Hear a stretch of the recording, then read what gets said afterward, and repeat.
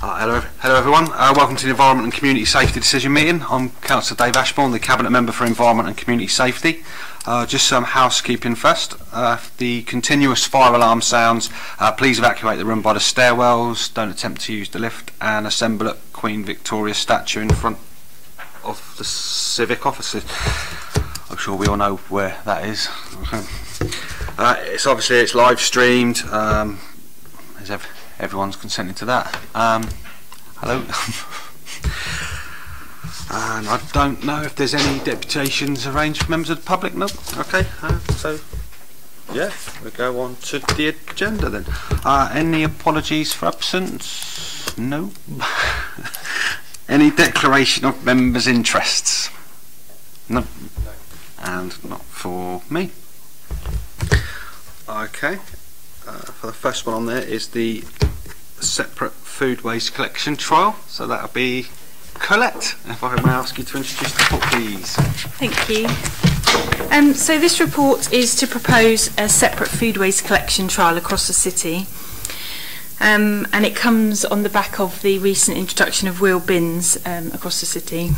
Under the terms of the Environmental Protection Act, Portsmouth City Council is the waste collection and disposal authority, and as such has a statutory duty to collect household waste from all domestic properties. Under that Act, we've got specific powers to stipulate the size, type of collection receptacle, where the receptacle must be placed, excuse me, just run, materials or items which may or may not be placed within the receptacle. We currently collect rubbish weekly and recycling fortnightly, and this is supported by a network of bring banks for glass, textiles and cartons.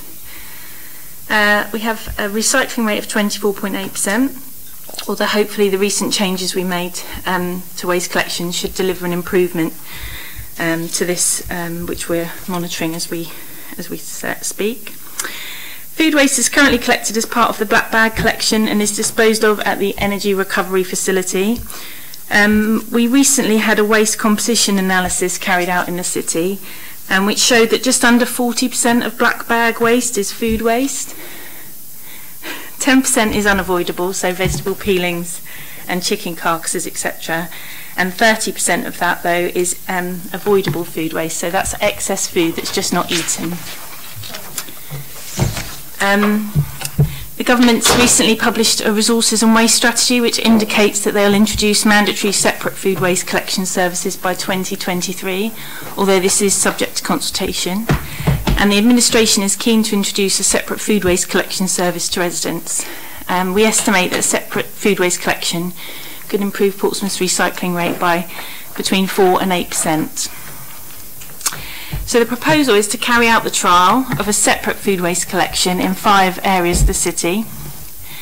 We would distribute some food waste containers, which I've brought a sample to show you, and the food waste would be collected weekly, and that would be in addition to the existing collection of frequency of refuse and recycling. Whilst the trial will be for 6 months, the first 3 months would be the main part of the trial, followed by a period of evaluation, after which a decision could be made about a wider rollout of a food waste collection scheme. The evaluation will include monitoring of refuse and food waste tonnage, along with put-out rates, so that's how many people are participating, and also incorporate feedback from residents participating in the trial. The trials will be carried out in parts of Drayton, Somerstown, Old Portsmouth, Portsea, Southsea, Eastney and Baffins, and there's a full list of the proposed roads in the trial in Appendix 1. There's a full EIA for the current waste collection service, and it's been amended to reflect separate food waste collection trials. Whilst the EIA does highlight some equality groups may be impacted, there are provisions in place to ensure that these impacts are mitigated, and that can be found in Appendix 2. As I've already said, the EPA gives us the legal ability to do this, and so there are no legal concerns. Our Finance Director, do you want to say about the finances? So as the report says, the cost of the trials are around about £189,000 a year. 44,000 of that is, £189,000 for the trial period. 44,000 of that is to do with the supply of 10,000 of these caddies and bins. We also need to procure a specialist vehicle for food waste, because our current normal waste collection vehicles, you can't collect food waste in them. I'm sure Colette will go into that in a bit more detail. We also need to obviously employ a special project team and promotional material in there. Now, there is a cost, an additional cost for disposal. This won't make a saving because of the fact that our nearest plant where this food waste can be recycled is in Dorset, which is obviously, and we reckon that will cost around about £11,000 over the trial period. Thank you. So I did bring along the caddies to show you. So this is the caddy that would go outside and that residents would place their waste into and would go outside. It's 23 litres. It's got a locking handle, so once you put it out like that, if it gets knocked over, you can't get into it, so that's good for pests. And then this is the kitchen caddy, which residents would get one of these. They'd all be logoed up. These are just the prototypes, and that sits in your kitchen, and then you put what you get in there. Yeah.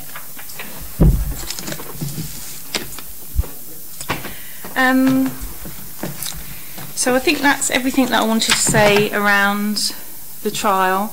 If we do get permission today, we're looking at a sort of June time. I don't want to say an exact date. There's still a number of issues outstanding, including the vehicle procurement, as Wayne suggested. But my recommendation would be that you approve the proposal for the food waste collection trials. Thank you, Colette. Any comments or questions from the others? No? I think it's really good that we're obviously looking into this. What is the proposal? I mean, obviously the trial is exactly that, to see how quickly the uptake is and what benefits we get from that. Depending on that, what are we looking at in terms of a full rollout and moving into a permanent system of doing that? And is that going to be looked at during the trial process, or is that something that comes at a later date, obviously in terms of the budget as well for that, because it's going to be a substantial amount of money that's involved in getting that set up?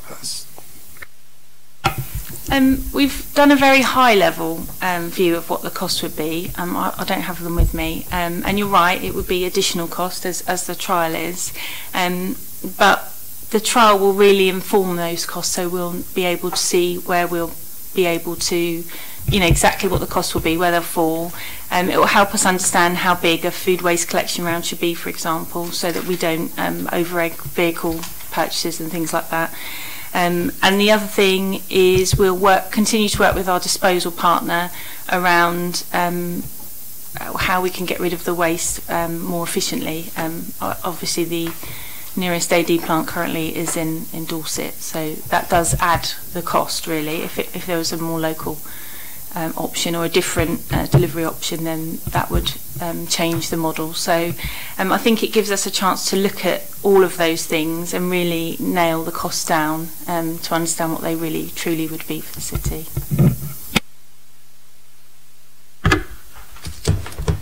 Yeah, it's one of the things, like the trial's done for various things, isn't it? So it's, so we can see what like you say, what the uptake's going to be. We can see any teething problems that's going to happen in there, and also it's something that we haven't done before. And it's as you say in the report, there's approximately 40% of black bag waste is food waste.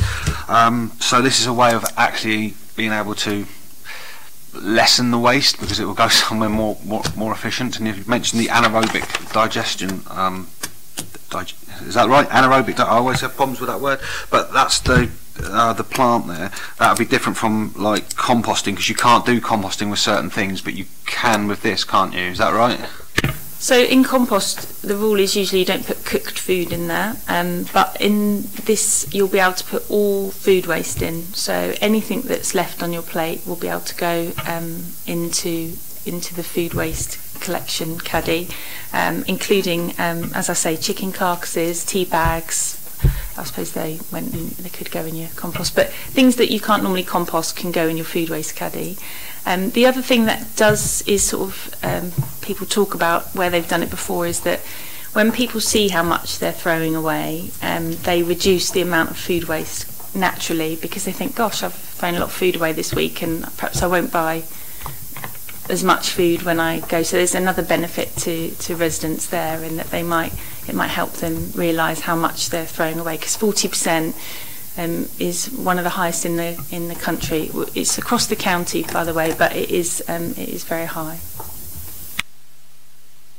Yeah, and waste is something we're looking at getting rid of, isn't it? We've got initiatives like Zero Waste, I think, and also the report points to it could improve the recycling rate by approximately 4 to 8%, which is obviously very high on there, and it's something we don't do at the moment, so it's an additional thing that we could be doing as an authority. So yeah, I'm very happy to see this report. I'm very happy to see the food waste thing. We've had a lot of positive comments about it, a lot of people asking questions about it, you know, a lot of interest in it. Other areas do it, Eastleigh do a scheme like that, and the governments themselves have introduced with their resource and waste strategy, have talked about local authorities doing it as well. So I think it makes sense to do this trial, so I'm very, very happy to approve these recommendations for the food waste trial. Thank you.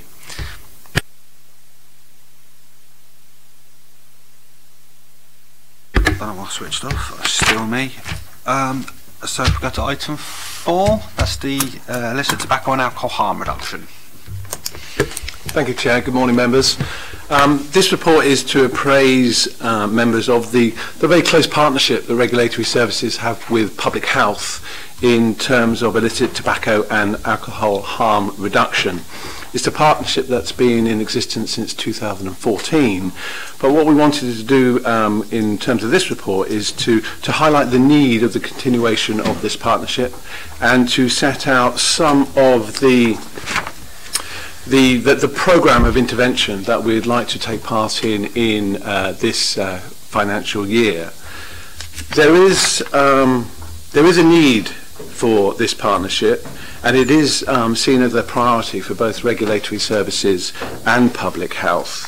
And the reasons for that are that there have been many surveys and research taken into account of the harm that's created by illicit tobacco and alcohol, and that has demonstrated that there is a need for this partnership in Portsmouth. Our regulatory alcohol and tobacco harm reduction work is demonstrating some results in this field. However, this work cannot tackle the scale of the problem on its own, and we need to continue this partnership for the foreseeable future. A regulatory approach requires a coordinated approach to working towards a strategy with both services to minimise the harms of tobacco and alcohol. Illicit tobacco significantly cause more harm than the kind of products you can buy over the counter legally. And the reason for that, it discourages smokers from quitting the habit, for example, because of cheaper products. And it encourages more people to take up smoking, because those products might be broken down into single sales, for example. We know the new regulations and law in terms of how many cigarettes, for example, can be sold. It's a minimum of 20. You can't break that down into tens or singles, and there is evidence that that's happening in terms of illicit tobacco. So it's encouraging people to smoke, and it's encouraging the uptake of smoking, particularly in younger people. Counterfeit products are also a significant concern, not only because there is no control over what's within those products. If you buy a legal tobacco product, for example, over the counter, there is some controls in regard to how that product is manufactured.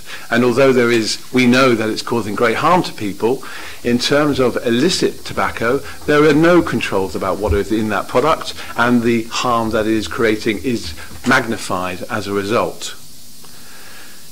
It's far easier than we might imagine to get hold of these products, and there is some research, and that is detailed within the report. these products are more available than we think, and in terms of our local authority and the South East region, there has been some research into how easy these products are obtainable. And there are some stats, and as I say, this is real research into this problem. And the research demonstrates that 27% of smokers buy illicit tobacco. And in Portsmouth, it is the second highest region within the South East area for people getting hold of these products. So it's a real concern to Portsmouth City Council and, of course, to public health. I have provided some definitions set out within the report. I don't feel that it's necessary to go over what those definitions of what illegal products are, but I can go on to that in questions if necessary. It is really important to say that these products are not only just people trying to make money as a result of selling these products, but there are real links to organised crime. And that it is not just a wholesaler or a shopkeeper trying to make profit. It is those people have connections with other members of the criminal fraternity, and of course that those funds are going into other areas of criminality. And there are some stats provided in section 5 with regard to the costs in terms of how much profit is being made. And in the UK, it's determined to be about £1.2 million per year. The aims of the partnership are set out within section 7, and these are really to combine our skill sets in terms of regulation and in terms of education, and so that we can maximise the impact of our work. And of course that we need to fund this work moving forward, particularly in terms of regulation. And our combined activities will help us do that this year. And of course it's to provide guidance, not only to the public with regards to what they're buying and the problems that sale is creating, but also of course upon the harm that it's causing that person who buys that product. And of course to provide guidance to retailers. And it's not all about the high level criminality. It is about ensuring that retailers comply with all the guidance and requirements of the government in terms of sale of alcohol and tobacco. So we are talking about regulation, and we do want to say that we are trying to provide a deterrent to people who are selling these products, and obviously we will be investigating reports of illegal practices. We will use intelligence provided by our network of agencies, including the police, in terms of where these products may be being sold. And there is a real risk, of course, that we will be able to detect these illegal activities and obviously bring the people who are doing it to task. The disruption programme is set out in section 8. I don't really want to go through each element of that, but they are clearly highlighted within the report. In terms of the conclusions to the report, it's worth noting the director's comments in respect to the summing up, and it's a reiteration really of the entire report, that there is a real need to tackle this activity, that we are trying to build upon the success of the last 5 years of this partnership. We want to educate the public in respect to the dangers and where the money from that sale may go. We want to discourage this practice, and of course we are highlighting that we will endeavour to detect and effectively punish those involved. There is an absolute need to continue this partnership this year and in the years to come, and hopefully we can build upon the successes of the last 5 years. Therefore, the recommendation is to acknowledge that there is a trade in illegal tobacco and alcohol. It does have serious consequences in terms of health and crime, and therefore I recommend that the Cabinet Member approve the disruption programme that is set out within section 8. Okay, thank you very much, Sir Richard. Any questions, comments from others? And at the briefing, like Colette and Richard and Lisa, it's pretty straightforward. I'm happy doing this, so I said my piece then, and yeah. Okay, Anything further, George? No, not specifically. I think it's to be encouraged that working together between the two teams, and the disruption programme that's set out there completely shows examples of how we're actually going to try and target it. Yeah, I can't see there would be any reason why we shouldn't go ahead with this at all. Thank you. Excellent stuff. Yeah, because it's as always a comprehensive report there. It mentions about the things that people don't often see, you know, when they're offered cheap tobacco or alcohol, the connections with organised crime that's there in the background, which is driving a lot of it. And we live in a kind of more ethically conscious society where people, you know, when they can see the harm it's doing, it might discourage them using certain products. And so, yeah, anything that can go out, and you mentioned educating people, something like this can help with that as well. The report seems to indicate that it hits the less well-off more proportionally as well, so it's also looking after that, you know, people in our society who you know have got lower incomes on that, and they're you know tempted by here's some cheap cigarette. You don't know what's actually in them, so you know that's why we have these regulations, so people can make an informed choice. It's not up for me to lecture people what they put in their bodies, but at least it needs to be something that they can make an informed choice about, that kind of thing. So I think this disruption programme set out, and the importance of the partnership which you've mentioned, I absolutely in agreement with, so I'm happy to accept those recommendations. Okay, thank you.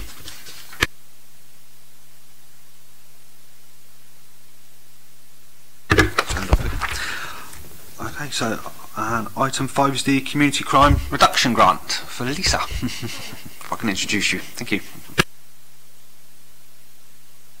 I don't know how to use these things. Morning, everybody. My name is Lisa Wells. I'm the Partnership Support Manager for the Corporate Strategy Unit, and my specialism is in community safety. The paper you've got in front of you sets out proposals for a new Community Crime Reduction Fund. The Community Safety Survey, which is something it's pretty unique to Portsmouth. In fact, we do it every 2 years.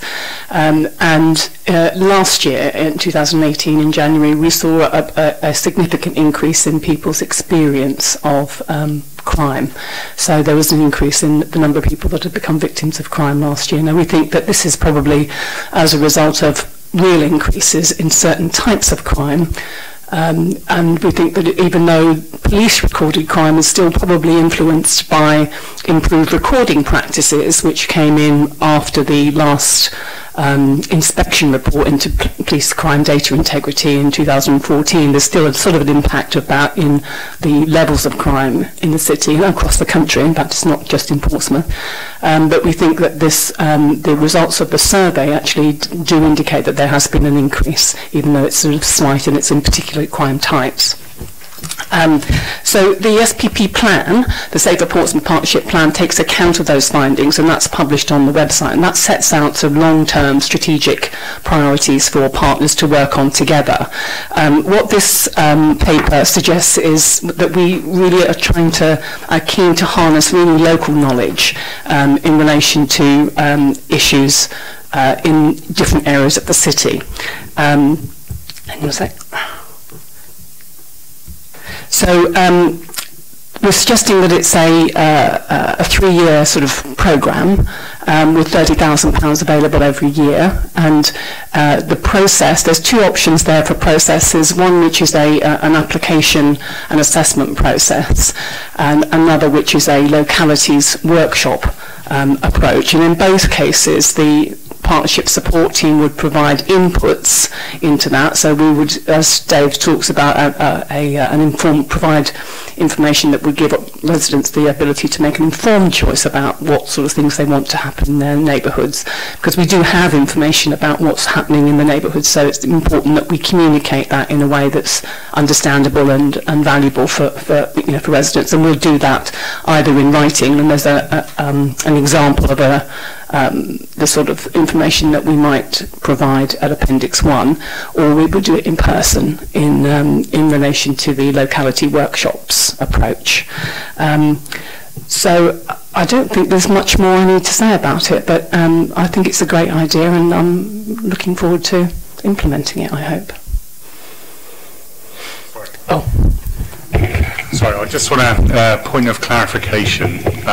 In the recommendations, it says that the fund is 90,000, which is 90 million.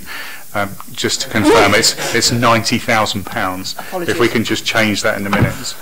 No, you're right. I'm sure we can change that. Yeah, you're right. I did see that. 90,000k, yeah. Be nice if we had that. It would.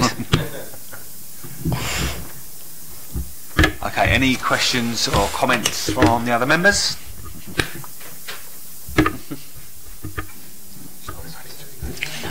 Okay. All right, well, thank you for that, Lisa. Yes, am I on? Yes, I am. Yeah, thanks for that.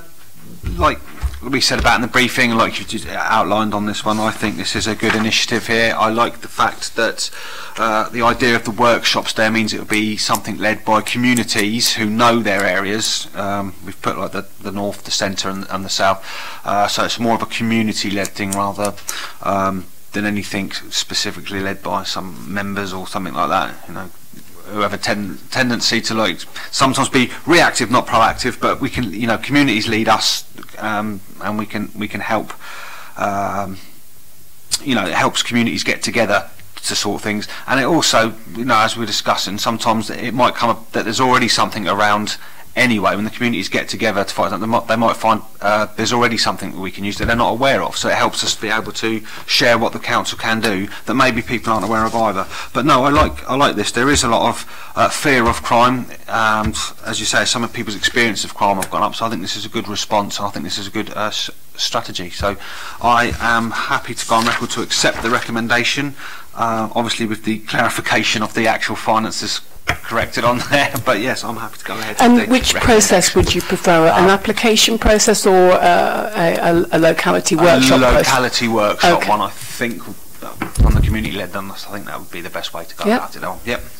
Yep. Okay, great. Thank you very much. Thank you.